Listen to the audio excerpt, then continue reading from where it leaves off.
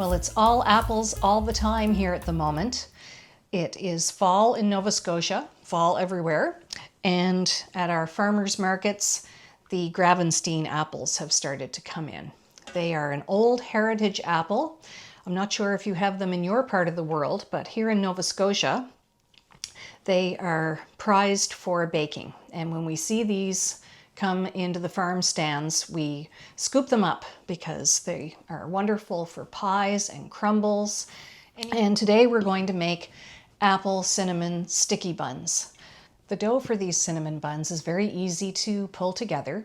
It's just flour, sugar, yeast, and a few other regular baking ingredients like eggs, milk, butter, vanilla, and salt. So we'll just get started by putting our flour in the mixing bowl. And I have 3 1/3 cups of all-purpose flour, and I have 1/4 cup of sugar, and I have 1/2 teaspoon of salt and 2 teaspoons of active dry yeast. And this is the instant yeast variety. So I'm just going to give that a good stir to combine the yeast with the flour and the sugar. And next we have 1/4 cup of butter. And this has been cut into cubes and just allowed to sit out so that it can come to room temperature. That will be easy for the butter to incorporate into the dough mixture. And then I have 2 eggs.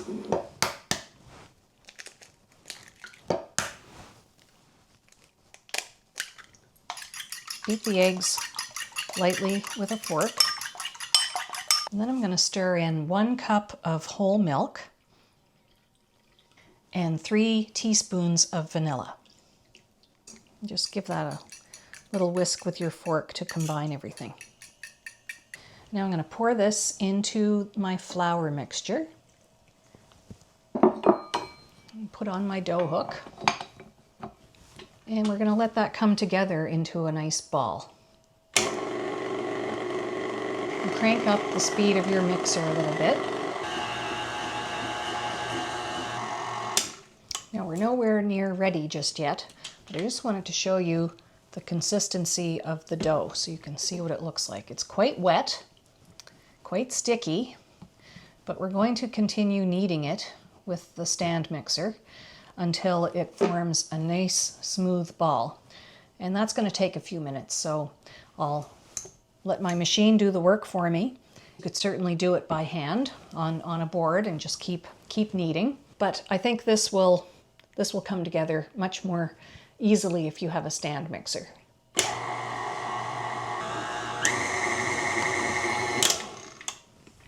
So we're not there yet, but we're getting there. See how it's still sticky, but at least it's coming together and you can see that gluten forming in the bread dough. And I should also mention that if you have a bread machine, you could just throw this all in the pan of the bread machine, use your dough function, and let that run until you have a nice ball of dough as well. So we'll continue to knead for another 2 or 3 minutes.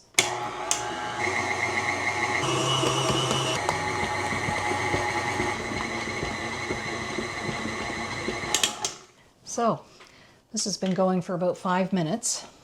And at first you think this dough is never going to come together, and then it does.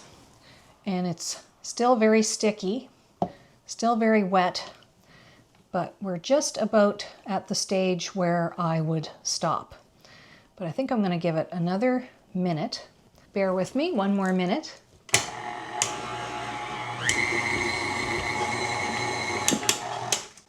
And that's it. So now we have our cinnamon roll dough all kneaded, and now it can rest in the fridge for about an hour. So I'll just pull this off the dough hook. You don't have to switch bowls or anything. It's very smooth, very sticky. And now this can rest in the refrigerator covered with a little bit of plastic wrap for about an hour. While our dough is resting in the fridge, we can get a start on the filling. And that too is very easy. So I have 3/4 cup of packed brown sugar and 1/3 cup of soft butter. And I should also mention that you can make this an entirely plant-based vegan recipe by using plant-based butter. So you can use regular butter or you can use plant-based butter, and these will be entirely vegan. And I have 2.5 teaspoons of cinnamon. You can use more cinnamon if you want, maybe up to 3 teaspoons. I think 2.5 is a nice happy medium. And I have 1/2 teaspoon of nutmeg. So lots of nice fall flavors going on in these apple cinnamon sticky buns. Now I'm just going to use the back of a spoon to, let's move that to one side. I'm going to use a back of a spoon to press the butter and the sugar together. And we're going to make a nice sugary cinnamon paste. And this will be the filling for our sticky buns. Just keep working it. It's really important that your butter be at room temperature. You don't have to melt it or anything, but it should be at room temperature so that you can work it into that sugar and it all forms a nice spreadable paste. I got a little bit more butter on this spatula, so I'm going to clean that off. Make sure I get all the butter. Just keep working it. And this is smelling amazing. There's something about sugar and cinnamon and nutmeg that just takes you right back to childhood. There. So that didn't take long. So there's your buttery cinnamon sugar paste for filling your sticky buns. So just set this aside on your counter, not in the fridge because you don't want it to get cold, but just somewhere in a warm room temperature spot. And we're going to work on our apples next. So now we have our apples. I have about 6 apples.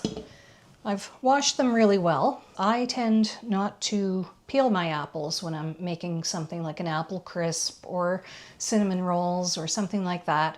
If I was making a really fancy apple pie, I might peel my apples, but really I hardly ever do because there's so much nutrition in them. And I know where these were grown. I don't think any pesticides were used. In fact, I know for sure they weren't. So a little bit of baking soda and water and a good scrub and a rinse under the tap. And all you have to do is cut them into chunks. So to do that, just cut all around the core.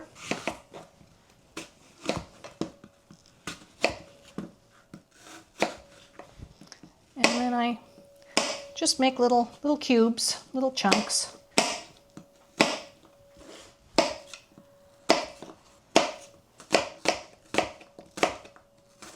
And just keep working your way through your 6 apples. I have a nice bowl here, and you don't have to be worried about what size to chunk your apples. These are going to be rolled up in that nice cinnamon roll dough, and they're going to cook down quite a bit. There's going to be little chunks of apples and little bits of saucy apples, and it's all going to be perfect.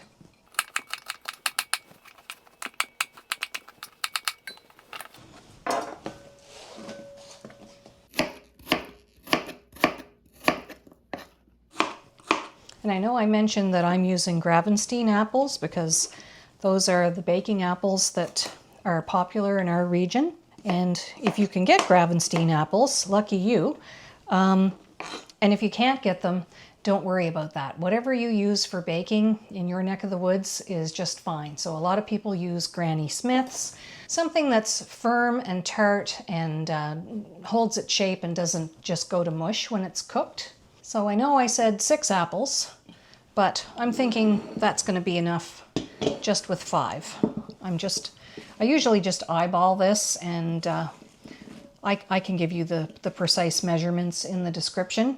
And I will measure this out, and I'll put the exact measurements for the apples in the description. So now I'm going to cover this up and wait for my cinnamon roll dough to finish its hour-long rest in the refrigerator. And then I'll show you how we're going to spread out the dough, fill it up, roll it up, and put it in the pans. So I'll see you back here in a few minutes. I'm back. Well, I hope it's not too dark in here. We took some time and had a little dinner, and the hour turned into more like 2 hours. But here's what my dough looks like now. It's nice and risen and very, very puffy, smooth, like a baby's butt. It's gorgeous. So we are going to turn this out onto a very well floured work surface. Lots of flour on your board. Lots of flour on your hands. Maybe a little bit more than that. And just pull that dough out of the bowl. And what was a very wet, sticky dough has turned into something that's a little more workable. And then take a little more flour and just sprinkle that over the top. And I have a bench scraper here, so if your dough sticks, just pick it up, scrape any dough that might be sticking to your work surface, and start pressing and pulling and stretching this into a nice large rectangle. And if your hands stick, just get a little bit more flour on them. Just pull. Pull and push. It really is a nice dough to work with. Then when you have it sort of manipulated into a rough rectangle shape, take your rolling pin, put lots of flour on your rolling pin, and just start rolling it out.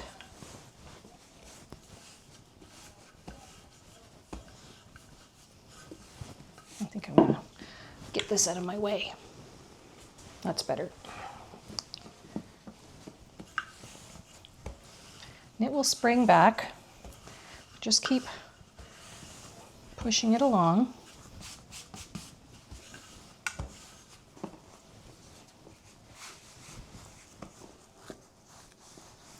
Just keep stretching it into the shape of a rectangle. I sometimes feel like a broken record when I say it doesn't have to be perfect, but it doesn't have to be perfect.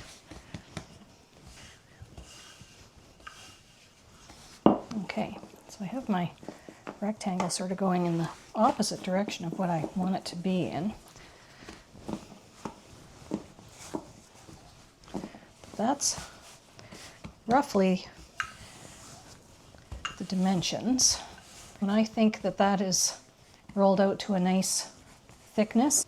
Okay, so there's our rough rectangle. So now here's our cinnamon and sugar and butter mixture that we made up earlier. That's just been sitting on the counter. So I'm just gonna plop this all over the dough. I'm gonna make sure I get every last bit of that because it is delicious. And then I'll take the back of my spoon and just move this around a little bit. I'm just taking little bits of this and spreading it around. And it doesn't have to be a smooth, even layer because this is all going to melt together in the oven. Just spread it out as best you can. Making sure there's a little bit in most areas of the rectangle of cinnamon roll dough. Sometimes I find the edges get neglected, so make sure you pick up a little bit and try and get it close to the edge.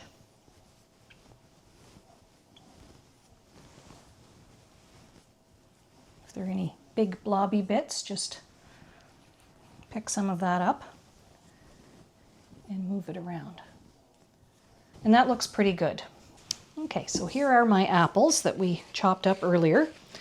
And I did go ahead and measure these for you. It's about 4 cups of apples. But again, I just chopped up 5 apples. Sometimes I do 6, sometimes I do 4. Just depends on how large they are. So just take handfuls of them and scatter them all over the cinnamon roll dough. Making sure to get some here, there, and everywhere. Try to get them as evenly spaced as possible so that every bit has a little bit of apple. And now we're going to very carefully roll this up starting with the long side. Use a bench scraper to help you along with this. And just make sure you've got some nice apple pieces, because this is going to be the center of your apple cinnamon roll. So just start very carefully lifting that up and turning it inward. And once you reach a certain point, it helps to have a bench scraper to help you. But just keep rolling and tucking. And if you notice that some edges of the cinnamon roll look a little lonely in terms of apples and filling, just redistribute your fruit. Just keep rolling, slow and steady. And if your edges have shrunken, just pull them back out. If you need to, use your bench scraper to help you lift this along. There, bring that toward you a little bit. Get it seam side down. Give this a nice little hug with your hands and make sure you have a nice compact sausage shape or cinnamon roll shape. And just let that rest, and I'm going to prepare my pans, and then I'll show you how I cut these up and put them into 2 separate pans.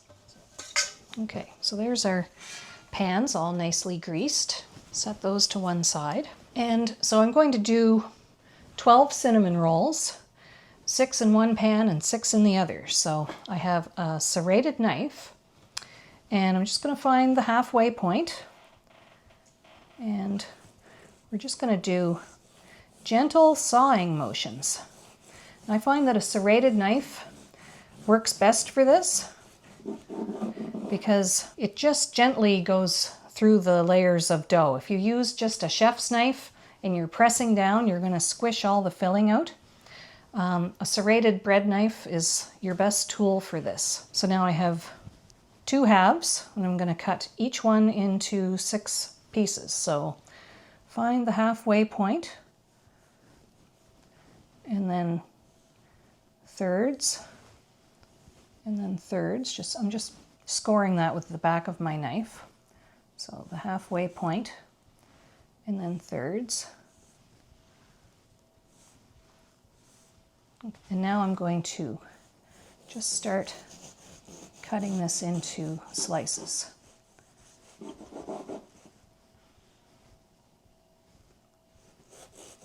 Just gently, a gentle sawing motion.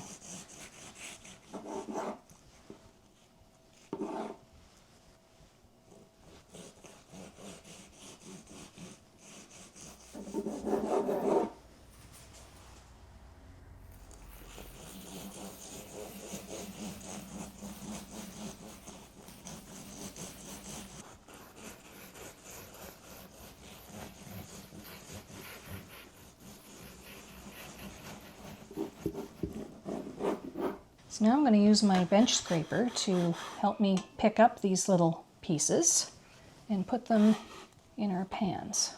Just lift them very gently.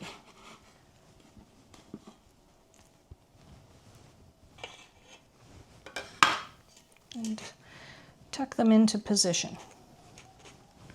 And if any apples slip out on you, just pick them up, put them in.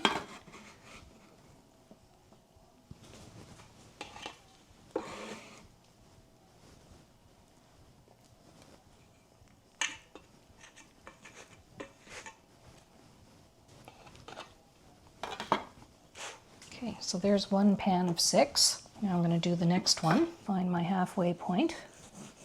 And there's my score marks. My second pan. There's the end piece. I like to put the end piece in the center. I don't think it matters, but that's what I do. And then the other 5 rolls, just nestle them all around the edge.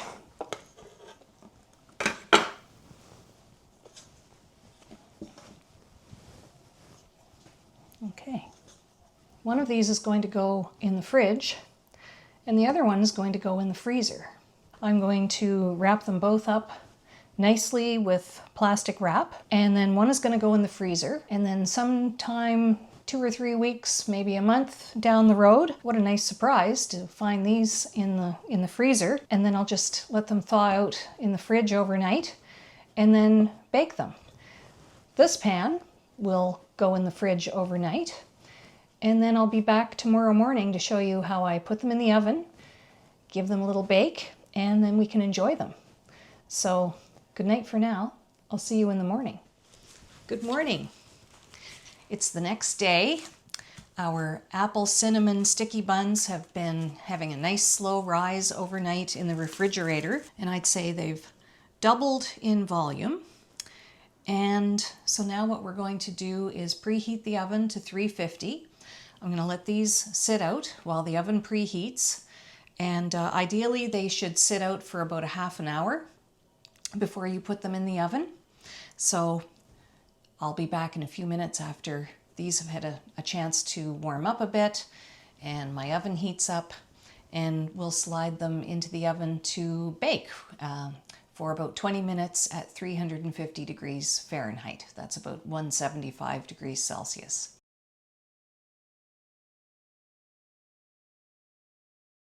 Well, I wish you could smell my kitchen right now. Cinnamon, apples, sweet bread, and vanilla.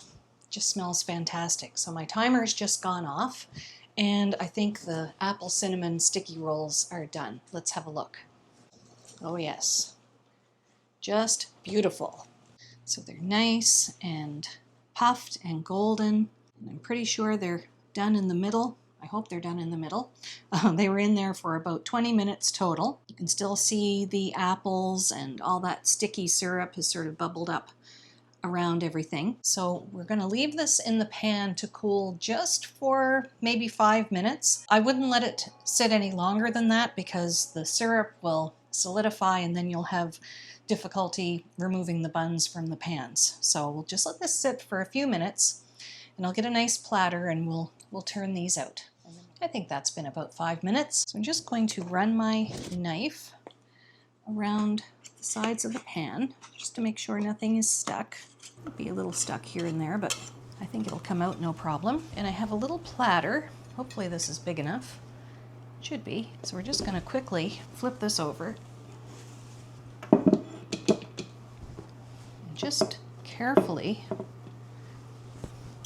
try and work those buns out of the pan, and it should come away nicely. Beautiful. I think I'm going to leave mine sticky side up, and that way all that caramelized syrup will soak back down into the sticky buns. And just to make everything a little more delicious, I'm going to make a nice little drizzle of frosting that's going to be very simple. I have 1/2 cup of icing sugar, and I have a few flavorings. You can use these or you can just leave them out. You can just make your icing with icing sugar and a little bit of milk to make it a nice runny consistency. But I'm going to add the flavor of maple to mine. I really love the flavor of maple syrup with apple and cinnamon. So I have about 2 tablespoons of dark maple syrup. I'm just going to stir that in. I also have a teaspoon of vanilla. Again, you don't need the vanilla. You could just use maple syrup. And I have the tiniest amount of milk. Because I have added maple syrup and vanilla, it already has a fair amount of liquid, so just a little splash. We're just looking to make a nice, very runny icing. I think I'll switch to this little spoon. You just want a nice, drizzly, runny glaze to put over your warm apple cinnamon sticky buns. And the buns are still nice and warm, so this is all going to melt in and mingle with all those nice flavors. What a nice thing to have on hand on a Saturday or Sunday morning or a holiday. And there you have it, apple cinnamon sticky buns. So we're ready to dig into these. So I've got two knives here. I'm not sure which one will work better. I always like to have a choice just in case things don't go well. So I'm just going to find where these buns come together and kind of tease them apart. They're nice and gooey in the middle. I have my little plate at the ready. There. Yummy. So you can see how it's beautiful and light and airy inside, and the apples are nicely cooked. They're soft, but they're holding their shape. They smell so good. Is that too big for my mouth?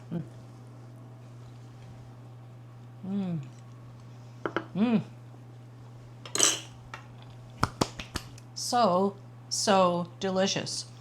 I think every time fall comes around and you're making your first dessert with apples, it just hits on all the right notes.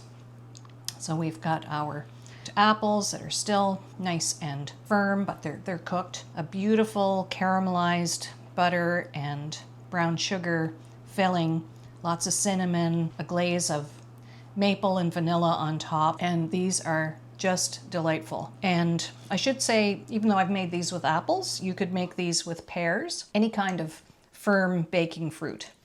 Let's have another bite. So good. I really hope you will take the time to make these. They're well worth the effort. I think by doing one step the day before, getting your dough ready, rolling things up, and then popping it in the fridge overnight so that you can just turn on your oven in the morning and pop them in to bake while you're making a pot of coffee and getting everyone ready for the day. Earlier in the video, when we had made 2 pans of these, I stuck one in my deep freeze. So in a few weeks' time, I'm going to look in there rooting around for something, and it's going to be such a nice surprise to find that I have a pan of Apple Cinnamon Sticky Buns waiting in the wings. And I will take those out of the freezer, put them in the fridge overnight to thaw, and then the same kind of bake. But I think rather than talk too much about that, I'll come back and show you how I'm going to bake those in another shorter video. So I think what I will do, because I know my husband is smelling these from the other room, so I'm going to cut off a piece for him, and we're just going to sit and have a nice cup of tea and get started on our day. So thanks so much for watching. I hope you'll give this recipe a try. I really love spending time with you in my kitchen, and I also love all the nice comments you leave on my channel. Thanks so much for staying in touch, and I'll see you here again next week. Bye for now.